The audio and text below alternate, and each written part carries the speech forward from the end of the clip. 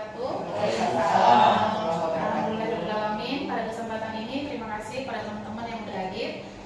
Saat ini kita akan membahas sadari sadar budaya resiko, yaitu dengan judul manajemen resiko perkebunan. Next, sebenarnya apa dan bagaimana resiko? Jadi resiko merupakan ketidakpastian. Jadi resiko itu pasti akan selalu ada kalau kita melakukan sesuatu. Jadi setiap langkah pasti ada resiko gitu. Nah, makanya dibilang resiko selalu ditemui di kehidupan sehari-hari, termasuk dalam pengelolaan industri perkebunan. Kita kerja di perkebunan ini, walaupun kita di sekretariat, kita juga harus tahu apa sih sebenarnya resiko di perkebunan. Jadi setiap usaha manusia selalu berhadapan dengan kondisi ketidakpastian. Artinya ke depan kita nggak tahu, tapi kita bisa memanajemen resiko apa yang terjadi kalau kita melangkah ke depan. Jadi kita harus sudah bisa mengatur resiko apa yang akan terjadi. Jadi dalam konteks industri perkebunan, ketidakpastian ini yang mendikte kemana arah pendulum hasil yang akan berlayar. Jadi ini kan ada pendulum nih, ya kan? Nah ini industri perkebunannya ini. Jadi dia kemana? Ini impas, mau keuntungan atau malah kerugian. Nah inilah yang ketidakpastian. Gitu. Next dah. Nah jadi nilai strategis resiko produksi. Jadi pernyataan tersebut bahwa ada 3 elemen pokok dari definisi resiko. Ada hasil, ada ketidakpastian, dan ada konteks. Nah, ketidakpastian ini tadilah yang bisa mengarah ke kerugian atau mengarah ke keuntungan. Next. Nah, ketergantungan absolut pada alam. Nah, perkebunan kita udah sama-sama tahu kan. Kita kan berusaha nih, kita nanam. Harapan kita, tanaman kita tumbuh bagus, berbuah bagus, dan mendapatkan rendemen yang bagus. Gitu. Tapi, nah, alam sangat tergantung. Misalnya seperti kemarin kita tiba-tiba banjir. Apa yang kita tanam habis semua. Jadi resiko produksi perkebunan secara inheren jauh lebih besar dibandingkan sektor non pertanian. Udah jelas gitu. Aktivitas on farm tidak beroperasi di ruang hampa, melainkan terpapar langsung oleh variabel eksternal yang terkendali. Misalnya ada hama, ada bencana alam, ada variasi topografi, ada iklim. Itu dia. Jadi ke depan sebelum kita menghadapi gimana ngatasi hama, gimana ngatasi nanti kalau cuaca banjir, gimana nanti ngatasi variasi topografi, itu yang kita manage di awal untuk resiko. Nah ini 5 roda penggerak ketidakpastian produksi. Ketidakpastian alam, dinamika harga, disrupsi teknologi, sikap SDM, regulasi. Nah sikap SDM ini penting. Karena SDM lah yang manage resiko. Gitu. Kalau ini kan semuanya kita bilang bukan berarti ini benda mati, tapi dari 4 roda 1, 2, 3, 4 yang mengendalikan kita SDM. Jadi kita yang harus sadar budaya resikonya di situ. Gitu. Jadi gimana menghadapi ketidakpastian alam. Misalnya banjir, apa yang kita manage sebelum terjadi banjir misalnya dengan drainase yang bagus, dengan menanam tumbuhan-tumbuhan yang bisa mencegah banjir seperti bangka atau lain-lain. Next.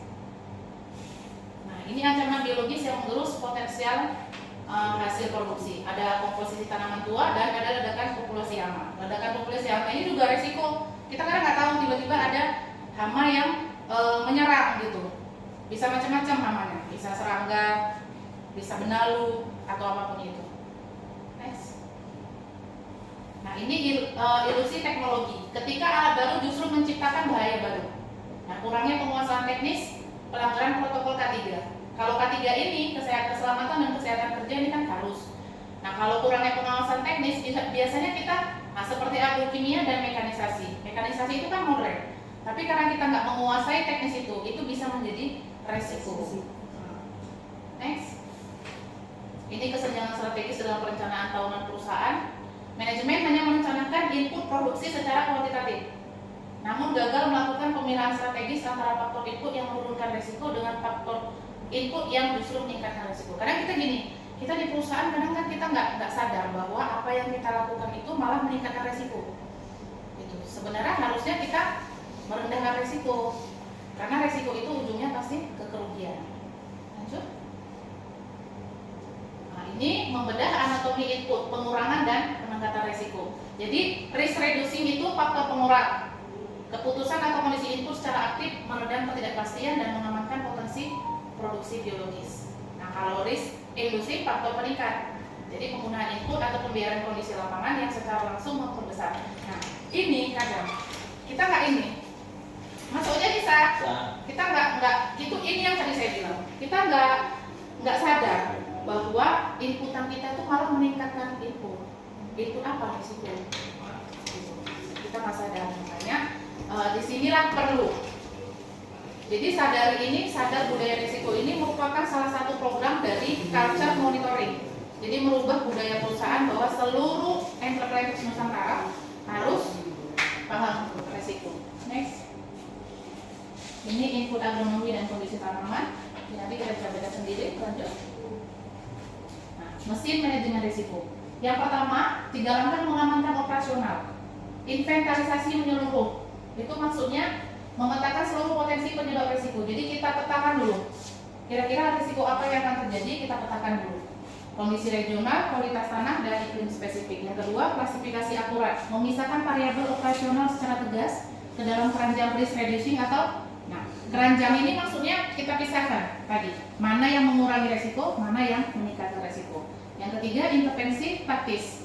Mencari upaya pemecaan strategis. Merancang manuver untuk minimalkan dampak kerugian seminimal mungkin. Jadi memang kan sekarang kita lagi gencar itu manajemen risiko. Nah, itulah setiap bagian, setiap regional itu semua harus membuat laporan menris yang diaplikasi ERIN. Nah, itu sebenarnya bukan hanya tercatat di atas kertas, itu harus kita kerjakan di dalam pekerjaan kita sehari-hari. Jadi misalnya saya meletakkan infokus ini di meja ini, resikonya apa? Meja patah, bisa aja, gitu kan? Berarti itu faktor operasional meja. Atau bisa aja atap runtuh atau bocor. Itu udah harus kita pikirkan. Jadi untuk mencegah supaya kaki meja ini nggak patah atau atap ini nggak runtuh, nah itulah tadi kita yang mengurangi resiko. Next. Saya pikir itu aja yang bisa saya sampaikan pada hari ini. Mungkin teman-teman udah bisa nanti memahamilah apa yang saya sampaikan dan mengimplementasikannya di lingkungan kerja kita masing-masing. Terima kasih. Assalamualaikum warahmatullahi wabarakatuh. Waalaikumsalam warahmatullahi wabarakatuh.